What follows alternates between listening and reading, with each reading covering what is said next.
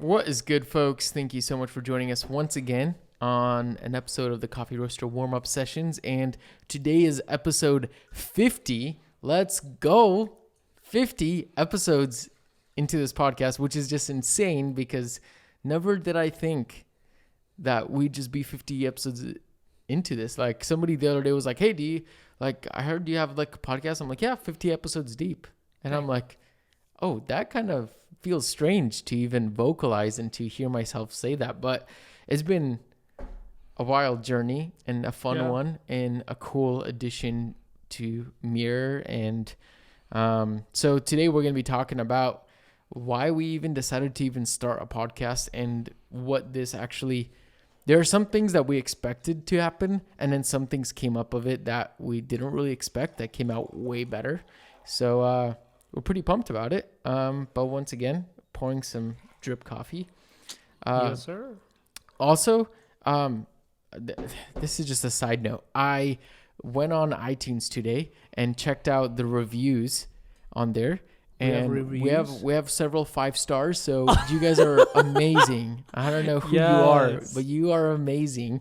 And there was somebody who named, the review was titled Hobby Roaster, who was like, I was in the coffee industry, I left the coffee industry, and then now I kind of getting back into it. And I'm like, this is some really good information. It's getting me stoked to be back in coffee.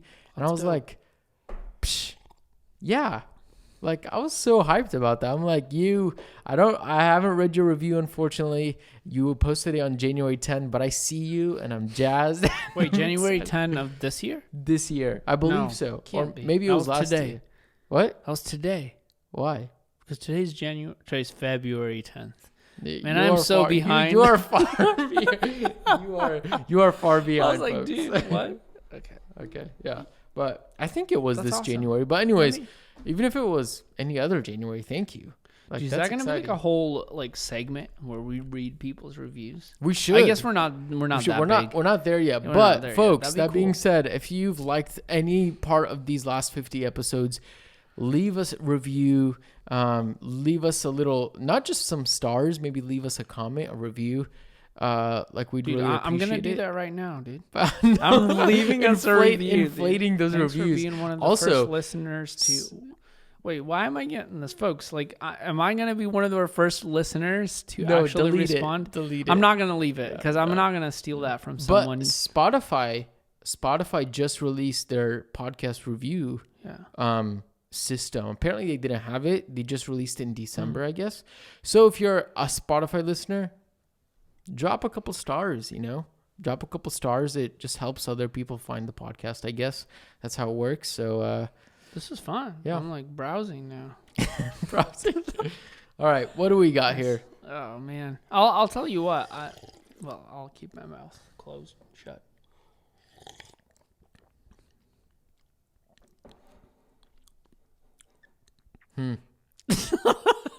The aftertaste is nice. The aftertaste, I'll tell you, is actually pretty tasty. It's nice. It's exactly what I want out of this coffee. And this is our Ethiopia Guji Yoraga, produced by Zelalem Alimu, I believe is how you pronounce it. Yeah. Sorry if that's wrong. It's a wash process Ethiopian, which happens to be literally dropping this morning of the podcast. So that's a treat for y'all podcast listeners, treat for everyone. Go and pick it up. Honestly, we were cupping this the other day and it was just owning the table. Yeah, for sure. I gotta say, like, I shouldn't have went 1 to 17. Is that what you? Yeah. What'd you do last time? I think I went 1 to 16. I don't know. It doesn't necessarily taste like under or over extract. It just tastes like it doesn't have a lot of body, which isn't true. Because I think my ratio was just way too big. Yeah. I think so too. I should have just went finer.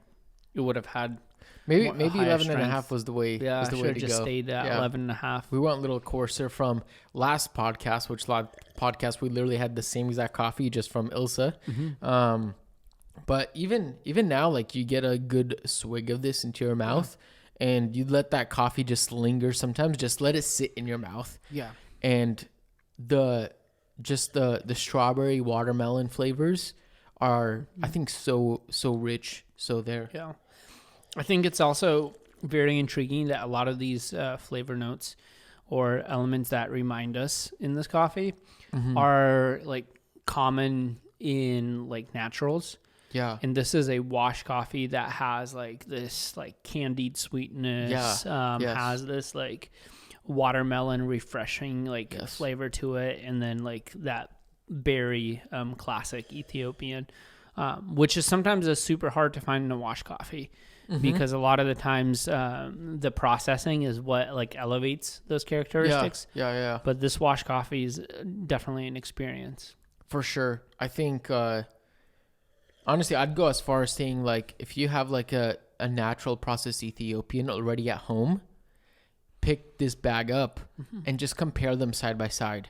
And I know you're not going to be able to get the same thing because, you know, an Ethiopian coffee grown on one side of a village and the other one's naturally processed, the other one is not. You know, even if you get another natural from Guji, there's too many variables there. Yeah, but for sure. what I'm trying to get at is that it would be a very good side by side, just a learning experience of just being like, oh, this is what a natural Guji tastes like, and this is what a washed Guji, like a great washed Guji tastes like.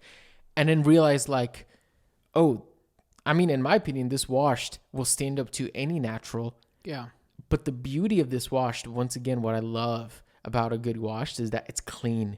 Yeah. It's just all like rich Ethiopian coffee that's clean with no extra fermenty flavors or something like that. Yeah. And the acidity is very nice. This was a win, I'll tell you.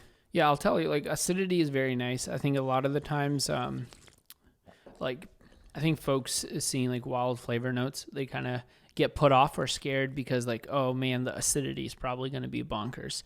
But I think the acidity is very nice on this. It's not harsh. It's not, like, it just got a lot of rich flavor in it. So, yeah, I'm enjoying it. Honestly, this brew, like, I don't know. Like, I would want you to pour me more into this cup because not because I don't want, not because I need the caffeine or whatever. It just goes down so nicely. Yeah, and it's such a pleasant mouth. Like the textures, the mouthfeel, the everything, the flavor. Like this is just a jammin' coffee. I'm so pumped about it. So, that being said, folks, it's live. It's there for you guys to enjoy. This is why we roast coffee, to serve you, bring something tasty from all around the world, and I'm pretty pumped about this coffee. So yep. Yeah. So I think that's been actually one of the cool things about this podcast, I will say, is the little batch brew moments in the beginning where, you know, we're not brewing a pour over. We don't have a decent espresso right here doing a spro over with all these like pressure profiling. Yeah. It's like, let's take like these really great coffees, not just from us. We've had coffees from Manhattan. It was Good, Heart, a lot of different roasters. And the cool thing was like just throwing it onto a drip coffee machine, like something that everybody can have access to. You throw it on there, put some water in there, click a button, and it brews for you, and then just take it or leave it, you know. And sometimes it comes out being amazing and sometimes it doesn't, you know. I'm like, let me take a sip now because 100%. I'm at loss of words. I'm just like, dude, you're totally right, because these little experiences really is a like reflection of our like roasting process too, because we just do this before a roast. We're literally warming up the machine at one point and don't have time to do a pour over. Throwing in the batch brewer. I think at one point we even brought the batch brewer into the roastery. And we're just, you know, letting it rip and then and then enjoying it. That's true. It's actually, like, sometimes that's a vibe, and I think that's what carried over into the podcast as well, is because that's how we do. Yeah. I mean, yeah, You know? that was, yeah. Exactly. Lots of words. That was very well said, because I think that was like an overflow from literally from our roasting sessions. Like, you make a cup of coffee, even though we roast usually, in the evening, you make a cup of coffee, some batch, and you're sipping on it while you're turning some knobs, packing some bags, sealing them, it's a whole vibe. And honestly, I think, number one, we'd say is that the reason why we even named it coffee roaster warm-up sessions is literally because for you roasters out there, warming up the machine takes 45 minutes, about an hour, depending on where you're at. Yeah. And that's a time to, set up the room, set up the roastery, dose some green coffee, get some labels on bags and stuff. And that was a lot of the times when we had just really great conversations about the industry in general. Nothing specific, but just the industry in general, but also what it's like to be running Mir as a business, as business owners, as just life, family, all that stuff. Yeah, and I think a lot of it was us processing information that we've learned. Especially if you look at when we started like right in the middle of, or right at the beginning of COVID. Yeah. So we had so much information to process. Like, what does business look like right now? Like, what does roasting look like? Like, how are we going to get green? Like, all of those conversations that were like really pressing on our day-to-day like operations, and just us, like our lives, you know what I mean? Like, we had, and then it was like, it created this opportunity for us to have space to process this. Yeah. Like, whether you would be like in the office, or me trying to figure out what to do like with COVID, or what to do at work. Like, when we would come together, we'd like bring all this information, bring this like time to process. So that was a big part of it, for sure. I agree. And, it's not to say that like, not here to say that, hey, like I have it all figured out, that we know everything about coffee. And anybody who says that they do, I think that's a red flag. It's the little red flag emoji. Because at the end of the day, like coffee is still new, and we've said this before on the podcast, and whether you're roasting or brewing or whatever it is, there's always something to learn. And I'll give this to Lance and James Hoffman, of course. Like the other day, I saw Lance pull out like one of those Starbucks espresso, like home espresso machines. Those ones that Starbucks sells. No, it's like no idea. Very like. Oh, is it just the two little spouts sticking out from the bottom? Yes, exactly. Okay, I know what and you're talking about. He posted like a video that says, "Oh my gosh, I can't wait to just tinker with this machine, because I think I'm gonna turn it into a beast. I'm like a flow profiling beast."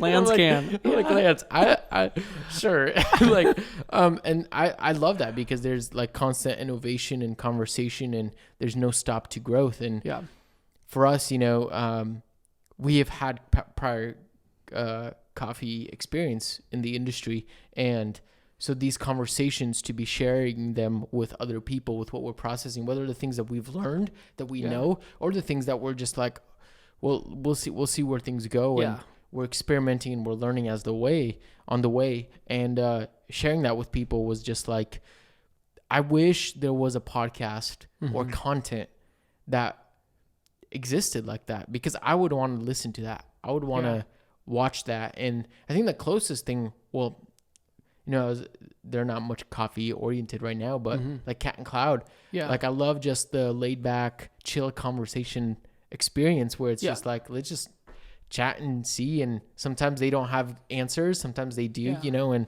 and so I was like, something we said was like, hey, since there isn't anything like that, let's create that. Yeah, for sure. And then it also allows people to basically like hear what we're saying, but also like to join in on that. That's a major part of it. So one, we're processing all this information and we're learning on the fly, but then to hear like people's responses about like what you and I are doing, like, and how we're talking about this, feels like we're actually bringing people in on this conversation. Yeah. And that's the beautiful concept of just podcasting in general. And within that, I think maybe I'm just getting a little ahead of myself, because I'm thinking like there's more to that than just bringing people in. It's actually like what Mir is. It's like our ethos is kind of like this concept of storytelling, but it's not necessarily storytelling as, you know, we may think of, I don't know, like something fictional, you know what I mean? Like Once Upon a Time or a movie. Yeah, it's a different version of storytelling. Yeah. And I don't want to also call it journalism because that's also not what it is. Yeah. But it is like about kind of two humans processing their experience in the coffee industry, and then also like having it as a job or as a career. So there's these elements of like a plot. There are characters. It is storytelling. And that also, like I said, that's the ethos of just what Mir is. Like whenever I reflect on like, oh, where did Mir originate in my heart? I always go back to the story of in Indonesia, you know, the classic one with Pakadi on the beach. Of course. Like, you know, and that is also part of how we communicate like what we're doing, what we're experiencing, and then what Mir is doing as an entity. So I think that's a major part like of what this podcast is. Yeah. I think the storytelling aspect is like, you know, another great reason why that felt natural to do and wasn't like forced upon necessarily is because that's where a lot of it was birthed out of. And the fact that like you and I both have like a creative background in, you know, whether it's like photography, videography, and kind of all sorts of things around that. It's like this felt natural to share information, to tell stories. And I love what you said, like that, like we're kind of like the characters in this story that's not ending, it just started. Where the cool thing about that is that's, you know, very similar to what documenting feels like over creating, you know, even though they're both kind of together, have a lot of similarities, but at the same time, this is like a pure form of just documenting the journey, the story, the process. And the cool thing is that like, bringing people into the story, like these will be podcasts that 10 years down the line, I'm actually so stoked to look back at. Whether Mir even exists or it doesn't, I can't wait to look back at and listen to this. I can't wait until the crazy thing is like, you know, have my children listen to these podcasts. Yeah, totally. And see them on video. It's like powerful. That's just insane. And so we get to share that. And so, you know, hopefully long-term storytelling for us will evolve. Hopefully getting out of COVID will help that and going to Origin. And we want to be able to have, you know, producers on the podcast. We want to be able to make documentary films and take portraits of these people who are producing coffee, who are growing this coffee, who are part of this story of coffee in general, and sharing that with all of you listeners and all the people that have been on this journey with us. But as of right now, this is the platform. This is what we have to work with. And this is what we're doing. Yeah, because this is our experience right now. Yeah. Like this is what happens between roast sessions. Like this is our warm-up session until we get to Origin. Yeah. You know what I mean? So like there's a lot of that like beauty. How philosophical was that? Like this is the warm-up session to when we get to the Origin. Or in other words, this is the warm-up session before we throw the beans into the roaster. Before the roast starts. Anyways, keep going. I think there's so much beauty in that concept, and also with like bringing people in. Like I always, it sometimes gets weird when we not gets weird in like a bad way, because that can come off strange. But it like I almost feel uncomfortably comfortable when I see people post like us on their TV in their living room. I feel uncomfortable because it's like, oh my gosh, like wow, like people are looking at my face in full HD. Like that's scary. You know what I mean? But then at the end of the day, it's so comforting because I'm like, man, like I'm sitting in someone's living room. Like that's pretty dope. Like someone is like entering into this conversation with us. Whether people are like responding on YouTube or commenting or DMing us about like a little snippet we post on Instagram. Like there's this connection that's being built with folks who like listen and experience our coffee. And that's that's also part of our ethos, is to build connection over storytelling. Yeah. Because then not only are we sharing the story, then other people are reflecting what's good. Other people are sharing that story as well, because they're hearing us talk and maybe go and talk about it with a friend.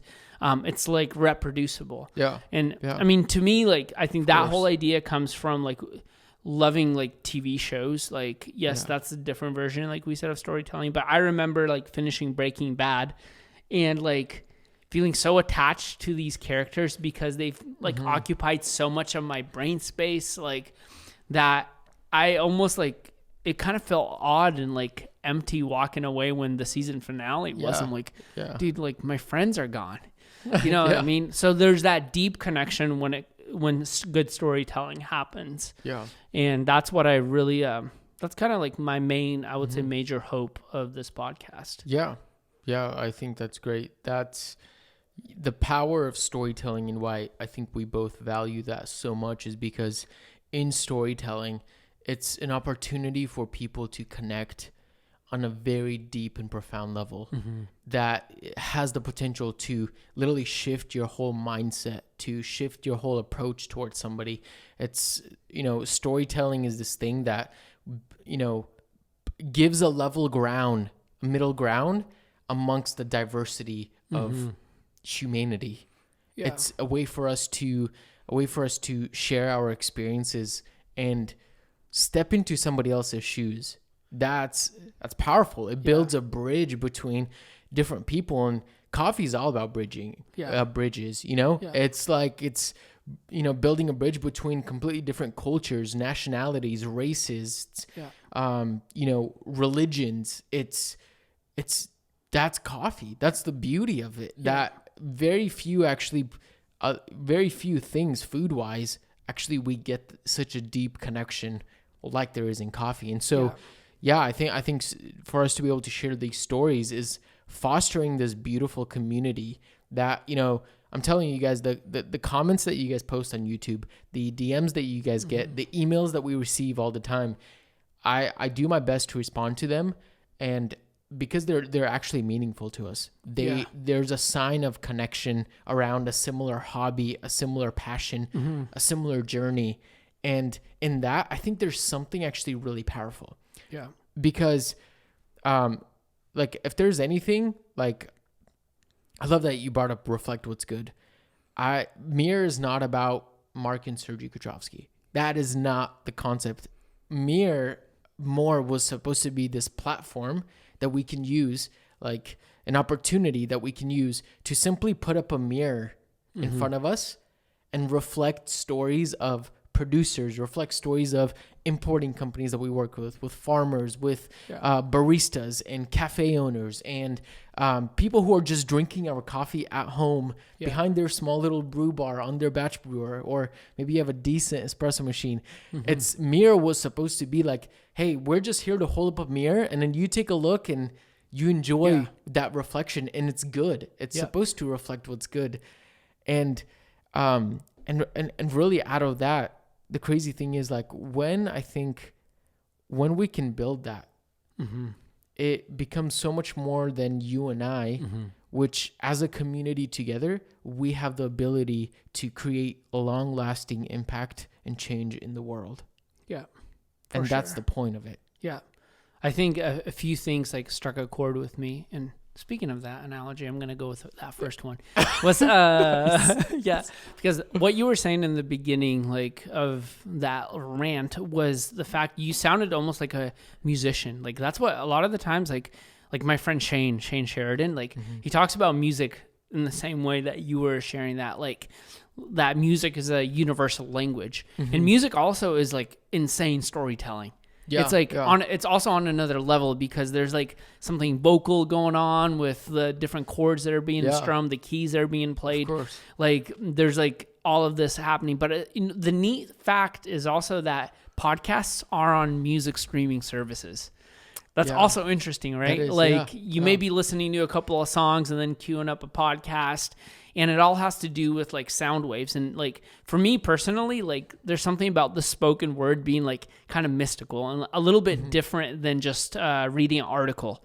or reading a book. You know what I mean? It's a different way to experience storytelling. Like I do enjoy reading, but like something about hearing someone articulate something in their own unique way, hearing someone like just project like sound waves like from like out of their mouth into your ears, like to me that's pretty like it's profound. It's insane. Yeah. So like I think that's such a big concept of why I think like podcasting in general is like powerful, whether you watch it on YouTube or not, or just listening on Spotify. But then also like within that, what you reminded me of is like when you take a photo, which again, the whole mirror concept that we've always talked about, the mirrors and cameras. And so like when you like take a photo, I remember if you're like behind the camera, if you have especially like a big lens in front of you, like you can't really see like the photographer's face, especially if you're looking in the eyepiece. I know now we're looking at screens and stuff. Yeah. But if the camera is in front of you, it's like it kind of blocks your face.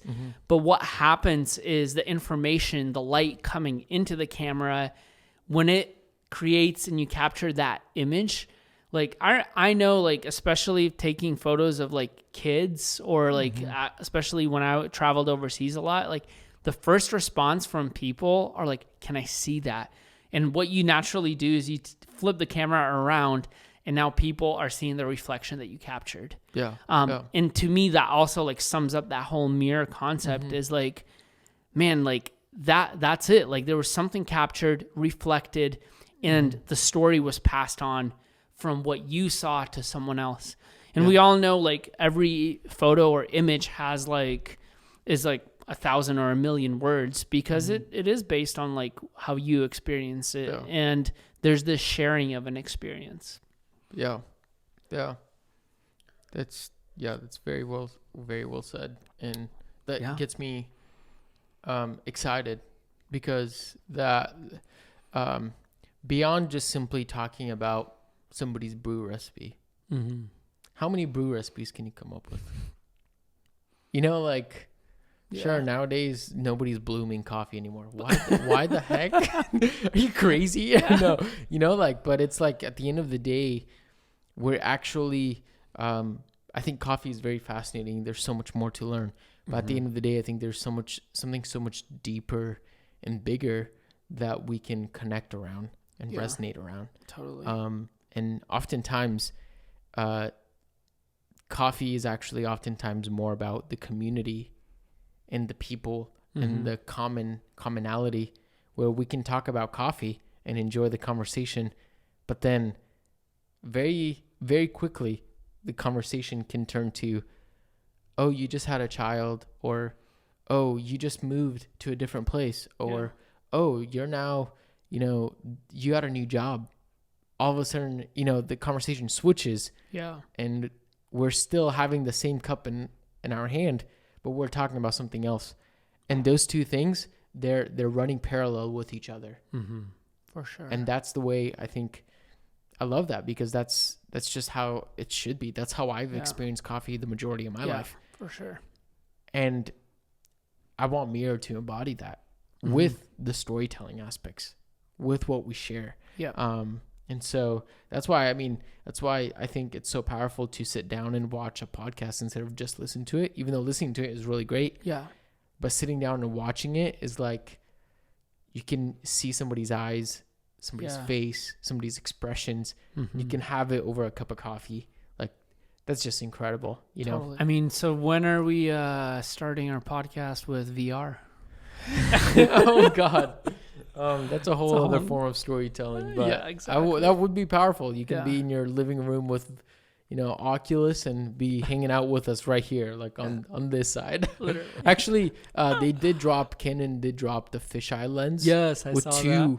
Like you can shoot 8K with two lenses that makes like virtual reality literally possible on like my camera that I have in my bag. Like it's insane. Wild. I'm very intrigued by that. But as we wrap up this podcast, you know, you should be listening to this podcast all the time. But let's share a couple of your favorite podcasts. Dang, dude, that's a good question. I mean, I'm going to be kind of biased. I really enjoyed the one with Taylor.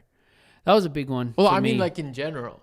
Oh, in general, I thought you were talking about mirrors. I'll take mirrors as well. Yeah. So I think out of all the podcasts we've done, like I really enjoyed that one. Yeah. Talking to Taylor on the pod, that was like a milestone one for me personally. In general, if we're talking about my all-time favorite podcast episode or podcast show. Oh man, dude, I listen to way too many podcasts. Just give them a couple. Okay. Gosh, I think a big one has been a Relevant podcast.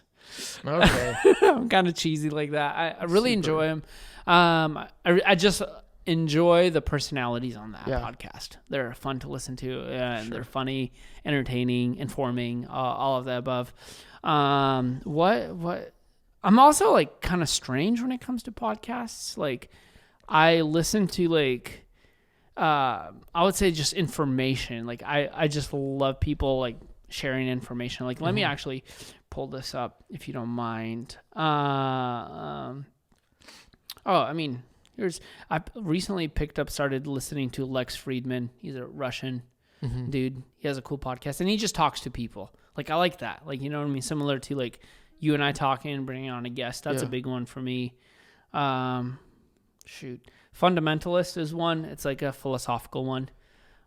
So they did like fun episode was like psychoanalyzing Batman. So stuff like that. Like I really love. And you know, you and I have always talked about like Russell Brand and something like that. Yeah. So those are a few. Brand. Yeah. Dude, you? What about you? Guys, wild. I think I used to listen to a lot more podcasts, like diverse wise. But I'm kind of boring. I listen to just some business podcasts, really, and some self-help podcasts as well. Yeah. So number one, I listen to a lot of Gary V. Gary V's in my AirPods almost at all times. Does he have like a podcast? He does. Or is it a YouTube stuff? It's he has a podcast, but that's just it's also on his YouTube. Yeah. So Gary V's a big one for me. He's kind of like a business marketing kind of guy. Listen to some of Seth Godin stuff. He's again like a marketing kind of guy. Yeah. I listen to Building a Story Brand or Business Made Simple. Now it's Marketing Made Simple. There's two different ones. So I listen to that. I'll also listen to, I've been getting into a guy named Jay Shetty, I believe is his name. He's like an Indian guy, but he does like a lot of like self-help stuff.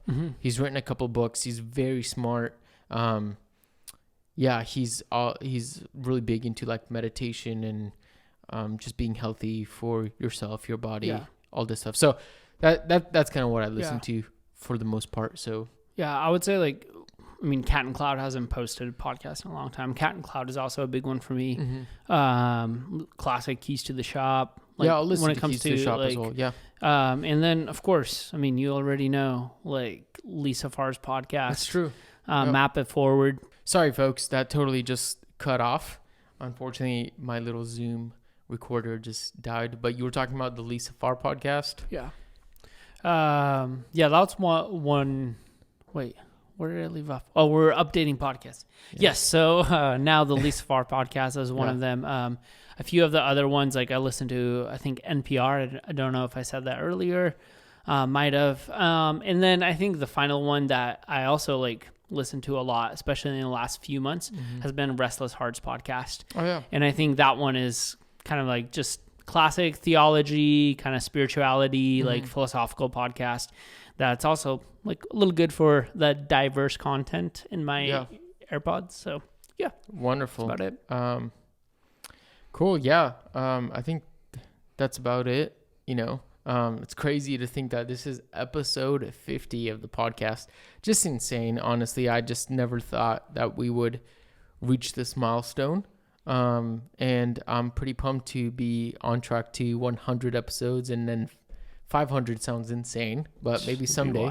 I mean, if you're releasing one podcast episode a week, that's a lot. 500 weeks? 500 weeks, yeah. Which if you have 50 weeks, I mean, that's almost 10 years or... Dude, I totally did my math probably wrong, but that sounds about right. I don't know. Anyways, it's a long time. It's a lot of content. It's a long time. But that being said, like, thank you so much, y'all, for joining us on this podcast. It's so crazy to see us breaking records every week on weekly listens. Like, every week it seems like we're breaking a new record, our last record, you know? Yeah. And to me, that's just incredible. That's just amazing. And I'm so, so grateful, honestly. Like, I don't have enough words to express how grateful I am for all the wonderful people tuning in, spending time out of their week to listen to us chat. And I'm so pumped about the community that we're building, all the wonderful people out there. And really that's what it's all about. You know, that's almost as important as this coffee beverage itself, you know. Word. So word it is. Well, folks, have a great rest of your day. And, well, just remember, reflect what's good.